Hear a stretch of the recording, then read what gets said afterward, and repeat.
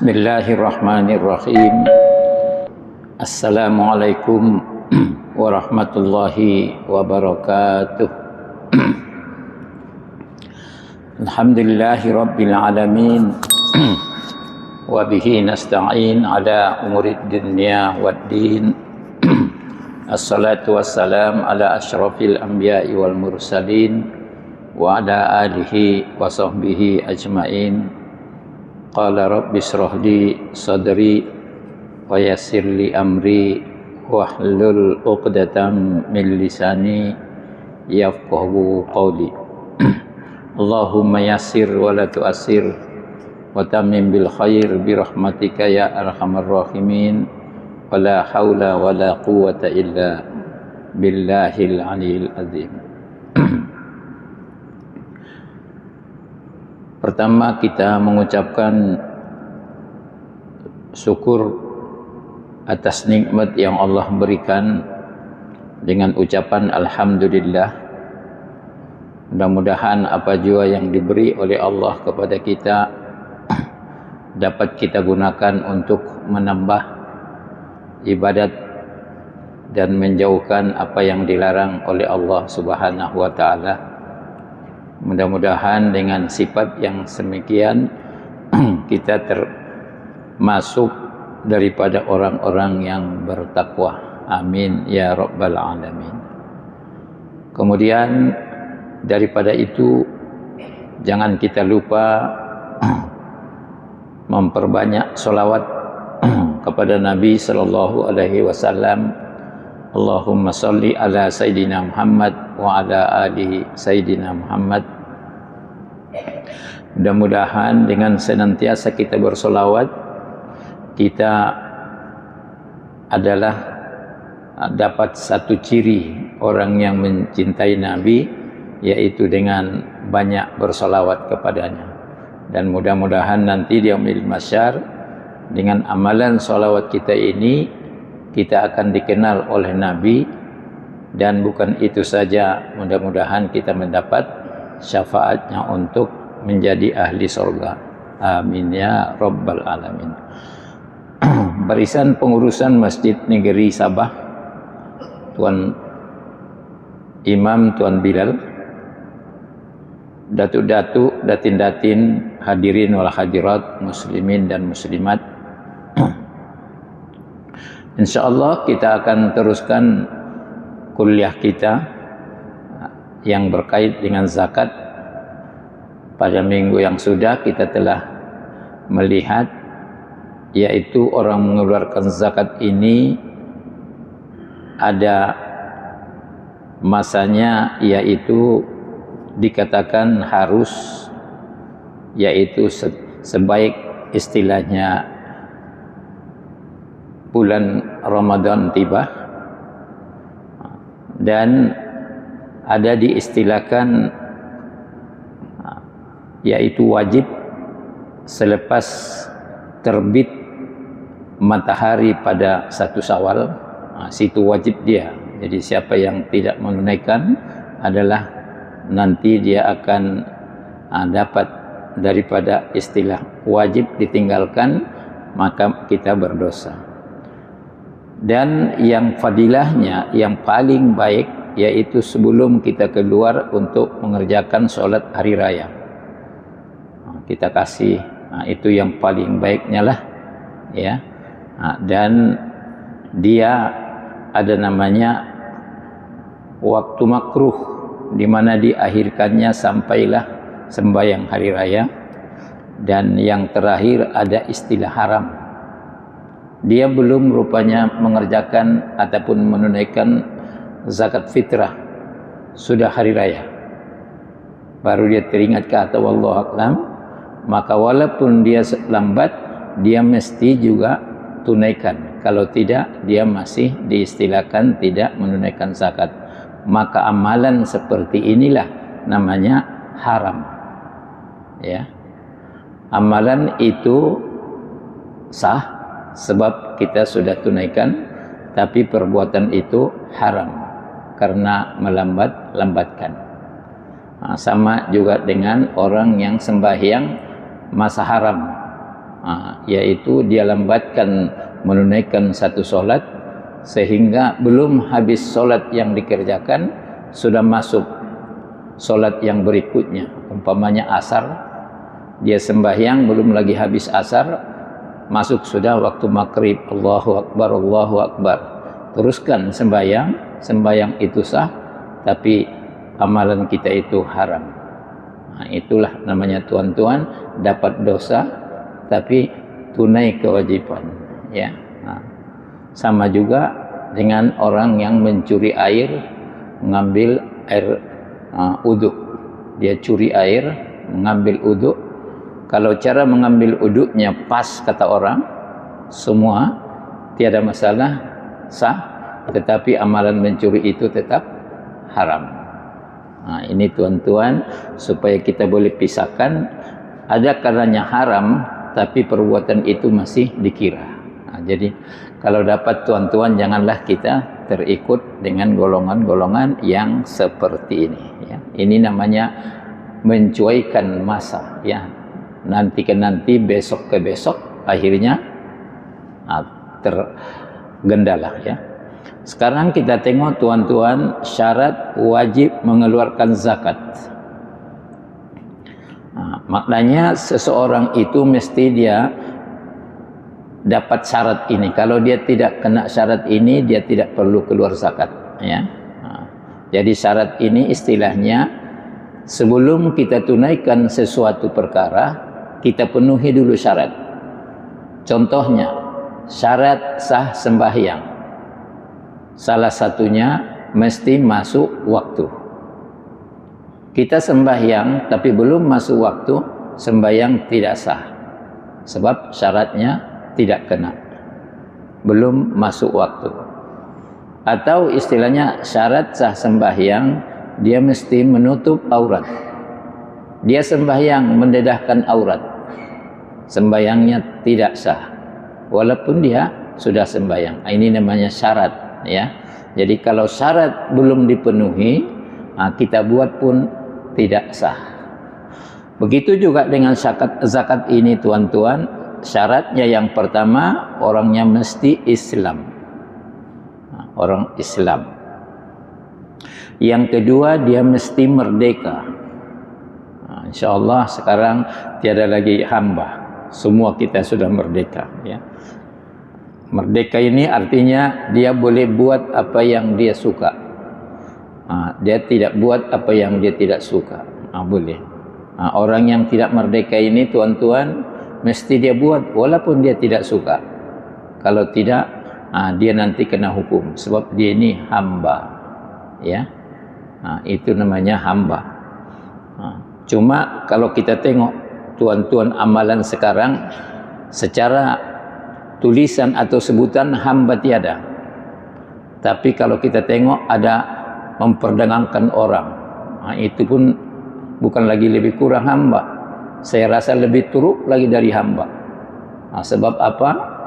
Dia dikasih kerja, sudah itu dikasih makan cukup-cukup, sudah malam dimasukkan ke rumah, dikunci dari luar, tidak boleh keluar, sehingga besok mau kerja dibuka balik. Ini tuan-tuan, kita masih dengar yang seperti ini walaupun jarang, ya. Tapi inilah namanya dia tidak bebas, ataupun dia tidak boleh buat apa yang dia suka. Alhamdulillah kita tidak termasuk golongan seperti itu. Yang ketiga, yaitu orang mempunyai sesuatu makanan ataupun harta, atau ada dia duit. Zakat fitrah ini dia ada makanan. Maknanya orang yang cukup makanlah. Kalau tidak cukup makan, dia tidak wajib zakat, ya. Atau dia ada harta lagi. Apalagi kita di Malaysia, yaitu zakat fitrah ini sudah diduitkan. Maknanya ada duit kita yang lebih daripada keperluan harian kita, satu hari satu malam. Umpamanya besok hari raya, makanan sudah ada, cuma masalahnya ini besok mau hari raya, belum mengeluarkan zakat. Dia tanya istrinya, ada berapa duit kita? Duit saya mungkin 100. Saya katanya ada 100, 200. Dia sudah kira bahwa belanja besok satu hari satu malam ini mesti ada 300. Belanja untuk besok 300. Tapi dia hanya 200. Maka orang ini tidak payah keluar zakat. Ini namanya dia tidak cukup syarat. Tidak cukup syarat. Tidak payah lagi lah. Jadi macam mana itu katanya? Macam itulah bilang. Agama ini senang. Ya. Orang yang puasa buat tak dapat puasa tak payah. Jadi kita tidak berdosa. Sama dengan orang menunaikan haji, rukun Islam yang kelima. Menunaikan haji ke Baitullah dalam kurung bagi orang yang sanggup ataupun yang berpuasa. Dia sanggup, dia tidak pergi, maka dia berdosa. Tapi kalau seorang itu tidak pernah sanggup sampai dia meninggal, maka dia tidak dituntut. Begitulah mudahnya tuan-tuan. Walaupun rukun Islam 5, tapi ada kalanya di antara umat Islam ini meninggal, dia baru buat 4 saja. Tiada masalah. Belum pernah kita dengar seorang imam atau ustadz atau siapa-siapa istilahnya sambil mengantar ataupun menyembayangkan mayat, dia cakap duka cita, mayat ini belum lagi mengerjakan haji, mudah-mudahan dia tidaklah disiksa oleh Allah. Belum pernah kita dengar itu.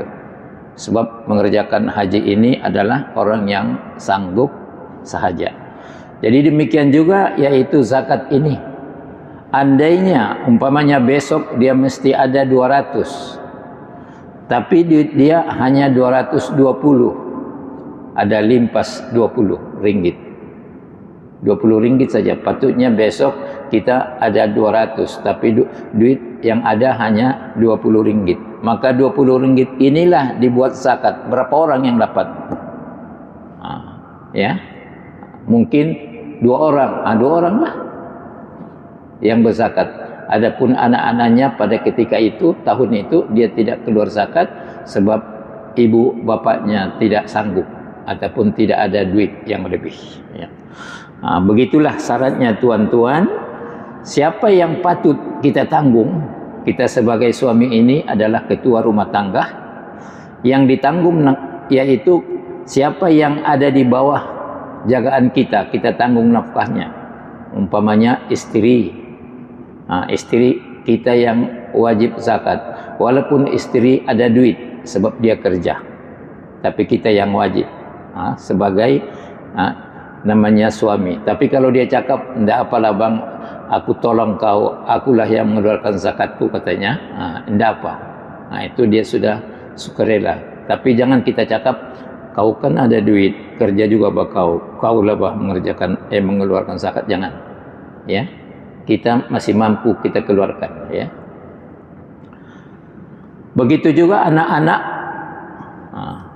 yang di bawah istilahnya jagaan dia, anak-anak ini yang belum mencari nafkah ataupun belum ada pendapatan dan masih lagi di bawah tanggungan dia, maka anak ini dia tanggung.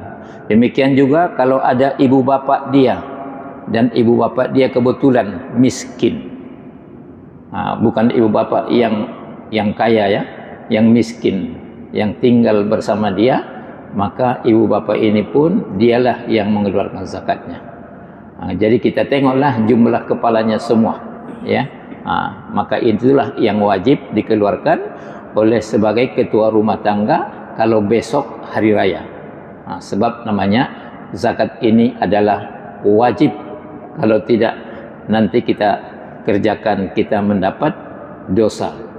Wajib itu dikerjakan berpahala, ditinggalkan mendapat dosa. Kemudian waktu kita menunaikan zakat ini, zakat fitrahkah atau zakat duitkah, ya, masalah niat. Menurut huraian ulama rahimakumullah, tidak sah menunaikan zakat melainkan dengan niat. Jadi niat. Nah, itu makanya kadang ada orang cakapkan, "Ndak kau berzakat tahun ini? Aku sudah sedekah banyak. Zakatku patutnya 3.000 saja, tapi aku kira-kira aku sudah bersedekah sampai 10.000 tahun ini." Kau bersedekah? Ya, itu sedekah. Niatnya mesti zakat. Jadi kalau niat sedekah, sedekah. Jadi jangan kita libatkan istilahnya derma-derma istilahnya ataupun sumbangan-sumbangan, bantuan-bantuan yang kita kasih sama orang, terus kita cakap itulah zakatku. Tidak. Zakat itu mesti tertentu dan orangnya pun tertentu, dan waktu itu mesti kita niatkan, bukan sedekah. Sedekahlah. Jangan kita istilahnya berdalih-dalih. Kadang-kadang ada orang kita dengar itu, aku tidak payah lagi zakat, zakatku hanya 3.000 patutnya, tapi aku sudah kasih 10.000, 7.000 lagi baki katanya. Ya, ini bukan zakat, ya, itu hanya sedekah. Jadi adapun zakat ini istilahnya kita mesti niatkan, dan kita tahu berapa zakat kita. Macam zakat fitrah, berapa tanggungan? Semua kami 10 orang, tahu kita 10 jumlahnya. Kita niatlah. Kalau umpama jumpa dengan amil zakat, kita cakap, ini zakat kami bagi pihak saya dan keluarga yang saya tanggung sebanyak 10 orang. Maka dia kasihlah kita resit untuk 10 orang, ya. Ini berdasarkan hadis bahwa semua amalan mesti berdasarkan niat.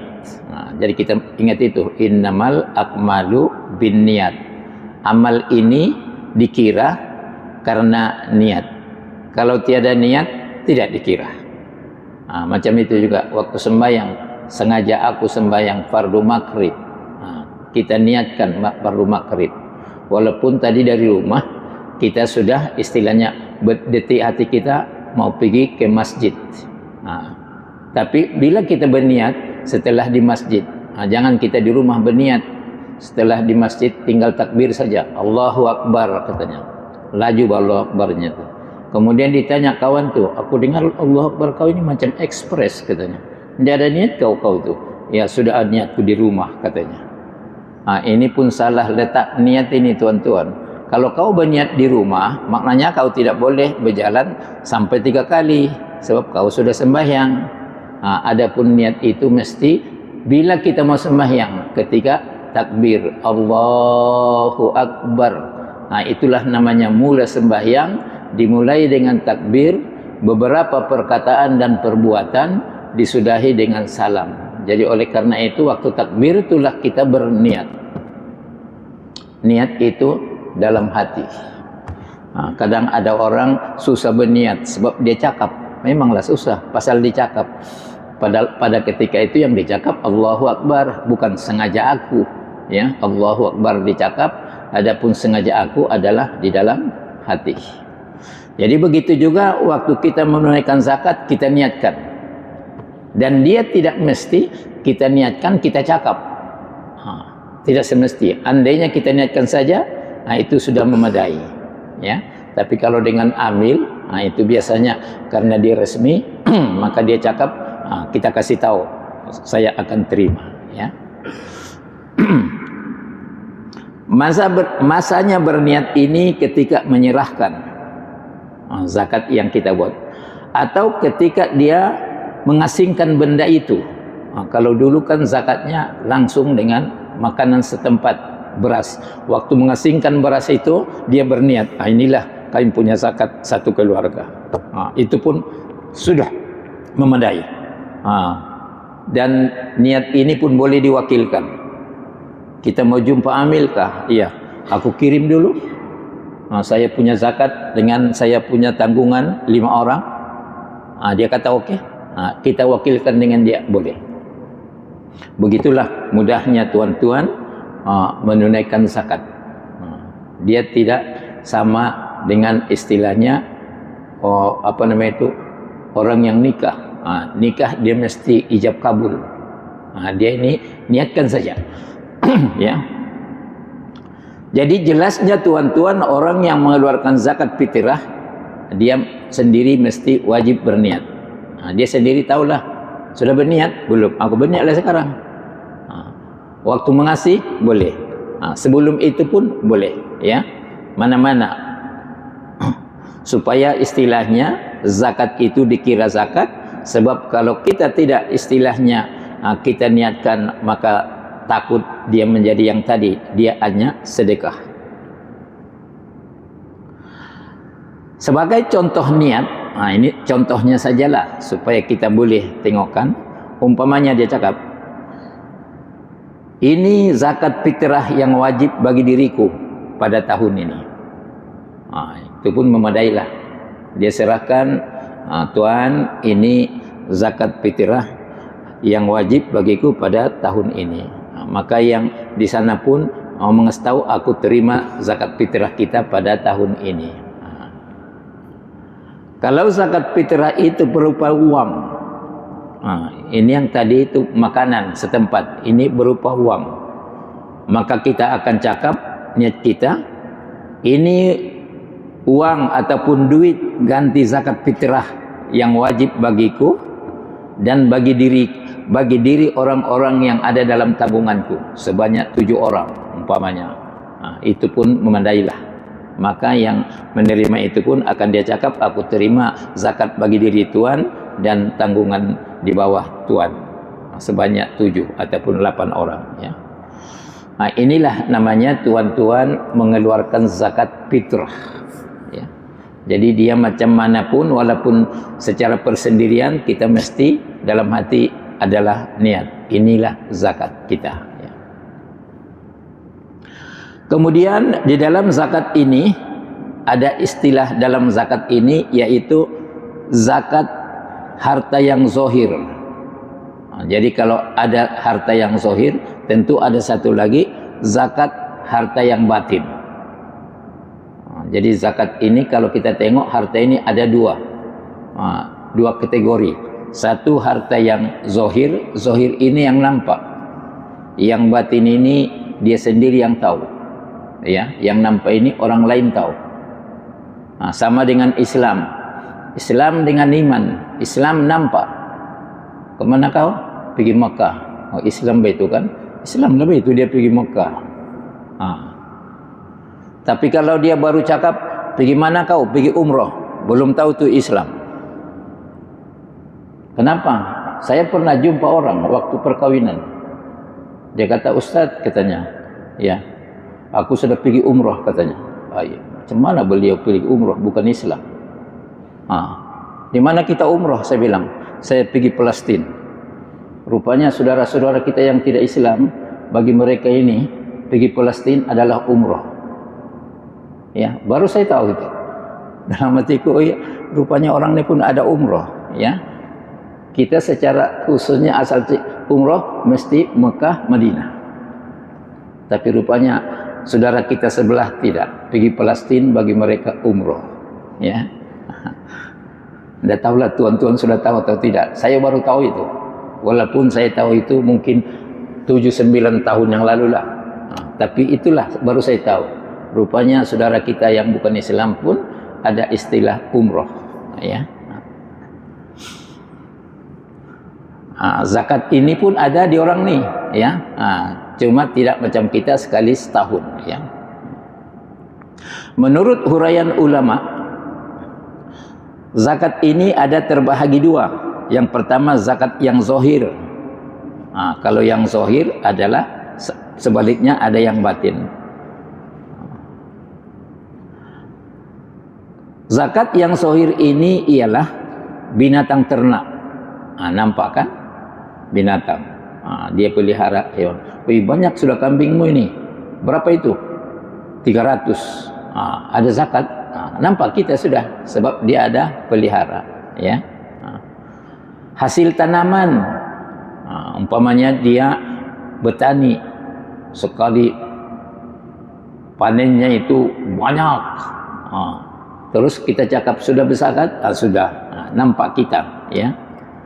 Dan benda logam atau emas yang di Lombong, kita sudah tengok hari itu kan, dia pergi melombong, mendulang. Istilah dulu kalau kecil-kecil mendulang. Dia bawa macam kuali. Kalau yang yang tradisi lah, macam kuali, dia pergi sungai, ambil pasir, dia pusing-pusing, dia tak pun macam mana pusingnya, saya pun tidak tahu, cuma pernah nampak lah. Maka yang ada nasib dapat dia emas. Itu nampak, tuan-tuan, harta yang nampak. Oi, dari mana kau? Melombong. Langkah kau macam tegap. Oi, alhamdulillah hari ini dapat. Berapa? Oi, boleh tahanlah. Sebesar tumbuk katanya. Oi. Kalau sudah sebesar tumbuk katanya, arkib negara datang ke rumah kita itu. Aku dengar kau ni dapat emas, pakcik. Iya, emas lah itu. Tengok dulu katanya. Kami cek dulu, betul atau emas? Tidak. Sekali cek, iya emas ini pakcik. Cuma pakcik minta maaf lah, kami bagi arkib pemanya atau museum, ya. Minta maaf, ini tidak boleh disimpan oleh pakcik. Sebab ini kenapa? Aku yang dapat, aku simpan, tidak boleh. Sebab ini harta karun, harta kerajaan. Paling-paling kau dikasih sagu hati. Ya, harta karun. Tengok, Korun waktu Nabi Musa kaya, karena kayanya kuncinya pun tak boleh dibawa oleh orang. Kita bayangkan itu, siapa yang paling kaya di dunia begitu. Kunci dia punya store ataupun gudang, kuncinya, anak kuncinya saja, tidak boleh dibawa oleh orang. Begitulah kayanya, tetapi karena kekayaannya begitu, dia lupa. Akhirnya Allah siksa dia dengan harta-hartanya, dia mati dengan hartanya, istilahnya pergi ke dalam tanah. Sampai sekarang kalau kita dapat harta-harta yang istilahnya berharga, dicakap harta karun. Kita dikasih sagu hati. Ya. Jadi inilah yang nampak. Ya, ketiga jenis ini diistilahkan, istilahnya harta yang zahir. Yang tiga ini. Kita ada peliharaan sapi kah, kambing kah, dan buka. Kita ada hasil tanaman yang banyak. Dan kita pergi mendulang ataupun mencari, macam di TV itu, ya, dia pergi ke bukit, mereka gali itu dalam bukit, dapat emas. Ini semua harta yang nampak. Satu lagi diistilahkan, tuan-tuan, ada harta yang batin, tidak nampak. Apa yang tidak nampak? Emas dan perak. Selalu ini kalau orang sudah kawin, biasanya ini akan disimpan oleh istri. Tidak nampak ini. Dia nampak nanti ada masa-masa tertentu baru nampak. Waktu orang kawin, dia pakailah itu. Ya. Waktu istilahnya pergi tempat-tempat yang ya ada majelisnya lah. Dan kononnya ada itu istilahnya, kalau begini ini emasnya, kalau begini ini emasnya. Kalau sudah begitu memang banyaklah emasnya itu. Ya, ini tuan-tuan namanya harta diistilahkan batin. Orang lain tak nampak sebab tidak tahu berapa dia punya jumlah. Oleh karena itu, orang yang menyimpan itulah yang patut mengeluarkan zakatnya, ataupun dia mesti ingat. Jangan dia diam-diam. Sebab ada kita dengar itu. Apa dia cakap? Bukankah kalau perhiasan tidak dizakati? Jawabannya betul. Kalau tidak perhiasan, kalau perhiasan tidak dizakat. Tapi kalau perhiasan itu melebihi limit jumlah, patutnya perhiasan itu dikira 85 gram sahaja. Tetapi perhiasan dia bukan 85 gram, setengah kilo, 500 gram. Limpas sudah itu kan. Maka 500 gram tolak 95, maka bakinya itu zakat. Ini namanya harta batin. Orang yang memegang saja yang tahu. Jadi kita sebagai suami, kita ingatkan tuan-tuan istri kita, anak kita yang suka menyimpan emas, ya, supaya jangan asik suka memakai tapi tidak keluar zakat. Ada lagi orang cakap, aku sudah keluarkan. Bila? Mula-mula aku ada dapat emas nih, sudah keluarkan. Mula-mula dapat emas itu dikeluarkan, patutnya sudah setahun. Tahun akan datang pun memang begitulah tuan-tuan, tiap tahun. Akad dia cakap, tiap tahun dikeluarkan, bukan juga dia mendatangkan apa, hanya pakaian saja. ya pakaian, tetapi sudah melebihi. Jadi kalau kita mau istilahnya pakaian kita tidak keluarkan zakat, maka istilahnya buatlah perhiasan kita jangan melebihi 85 gram. Itu senang. Jadi apalagi kita yang sudah tua-tua ini, kita ingatkan istri kita, kau punya zakat itu, kau punya emas itu berapa itu banyak. Begini sajalah, kita pun sudah tua, bagus yang lain tuh gadis atau sedekahkan sama orang, kau tinggalkan sama kau, jangan sampai 85 gram saja. Kenapa? Supaya mana tahu tahun-tahun nanti kita lupa. Jadi kalau ini tak payah lagi, sampai mati tidak ada zakat lah perhiasan, sebab dia tidak melebihi limit. Ini tuan-tuan supaya kita senang ya. Tapi kalau mau juga silakan ya. Sebab kadang-kadang kalau kita tengok ini macam seolah-olah ada macam perlombaan ya. Kalau pergi majelis-majelis, dia pun keluarkanlah. Apalagi kalau dia nampak sebelah itu dia punya zakat lebih emasnya lebih besar, dia akan buat juga yang lebih besar. Jadi macam ada perlombaan. Jadi kalau sudah perlombaan tuan-tuan, ini namanya sudah datang ria ya.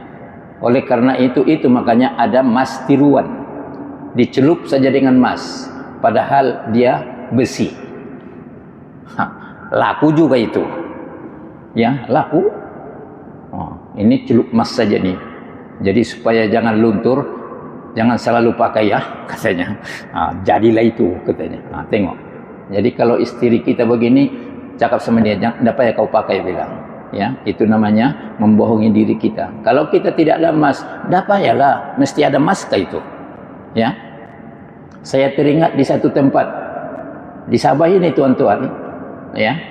Kami katanya dulu kalau sudah orang kawin, kami pergilah ramai-ramai, memang biasalah perempuan pakai emas, keluarlah itu emas. Memang kita kebanyakan begitu kan, kalau ada kawin keluar emasnya, supaya dia senang nanti waktu salam gini, Assalamualaikum katanya.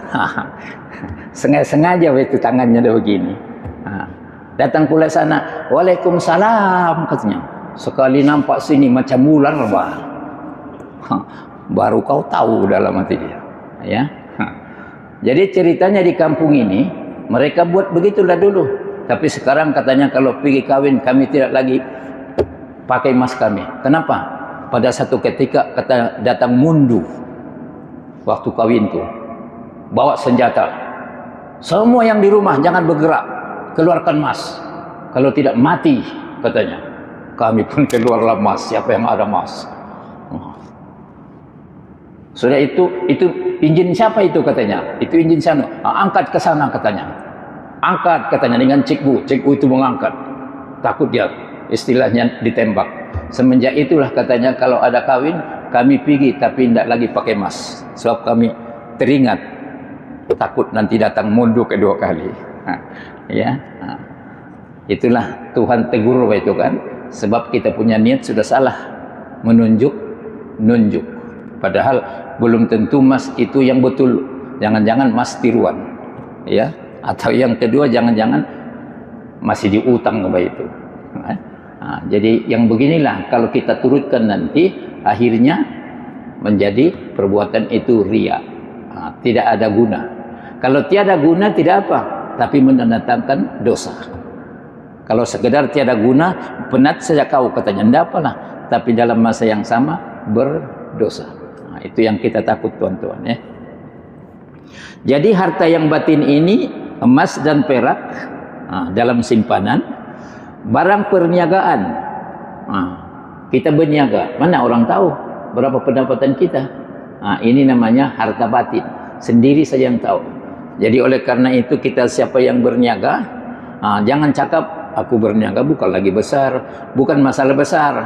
Penghasilannya melebihi enggak 85 gram. Itu saja dia punya limit. Lebih, kalau lebih zakat, kalau tidak apa. Jangan cakap aku bukan ada syarikat, bukan masalah syarikat. Kita berniaga kah? Berniaga. Sekarang lagi ada orang berniaga, tidak keluar rumah tapi dapat duit, malar dia dapat duit. Tapi masalahnya ada, siang dia berjaga, malam dia berjaga, siang dia malam. Siang dia malam. Malam dia berjaga, siang dia tidur. Ini macam terbalik sudah. Tapi bagaimanapun ada saya jumpa orang begitu, tuan-tuan. Ya. Siang dia tidur, malam dia berjaga. Sebab itulah katanya yang selesa membuat dia punya bisnis. Tidak apalah.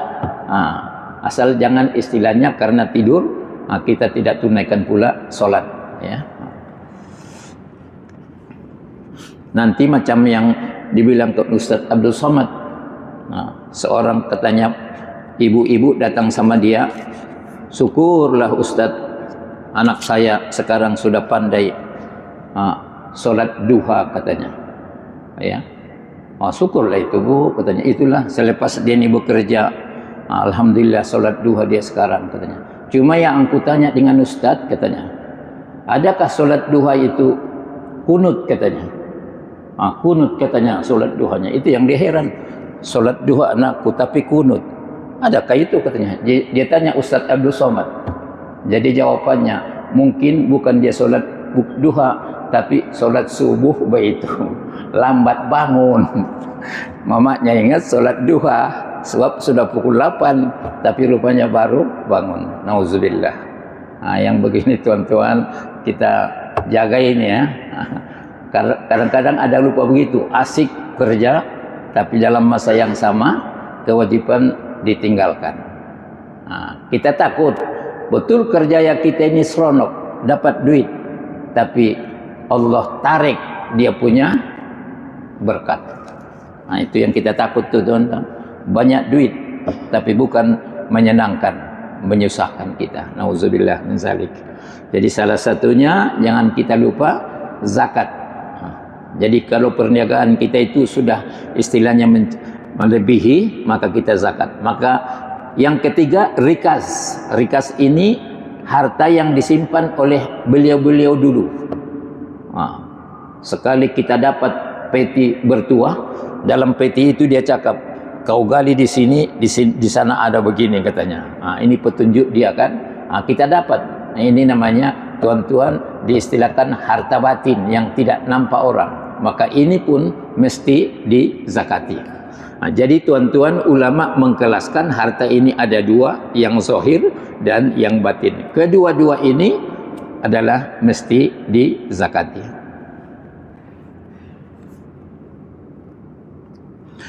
Zakat fitrah ini menurut Imam Syafi'i rahimakumullah, dia juga termasuk zakat batin. Zakat fitrah. Sebab orang lain tak tahu, kita sendiri yang tahu. Kita sudah keluar zakat ataupun tidak. Jadi ini pun batin. Jadi kalau yang batin ini sendiri mesti, ya. Dalam zaman Rasulullah sallallahu alaihi wasallam, biasanya baginda sallallahu alaihi wasallam mengutuskan pegawai-pegawai mengumpulkan zakat. Ada orang-orang tertentu yang ditunjuk oleh Nabi mengumpulkan zakat. Kau pergi sana, kau pergi sana, ya. Yaitu meliputi zakat zahir, demikian juga zakat batin. Jadi kalau sudah pergi pegawai Nabi dulu, dia ambil semua, zakat zahir kah, zakat batin, ambil. Begitulah dulu, diambil pegawai zakat itu yang datang, ya. Dan membahagikan kepada orang-orang yang berhak menerima. Dulu secara istilahnya manual lagi, terus dibagi pada orang hak menerima. Sekarang ini kalau dapatlah itu namanya amil. Amil ini dilantik oleh Jabatan Agama Islam, MUIS, ya, dilantik. Kalau tidak dilantik, jangan kita memandai-mandai amil. Itu nanti kena enakmen, bukan saja dapat duit kononnya, tapi dalam penjara itu, ya. Jadi dia ada orang yang dilantik khas. Wallahu a'lam. Insyaallah nanti kita sambung balik. Assalamualaikum warahmatullahi wabarakatuh.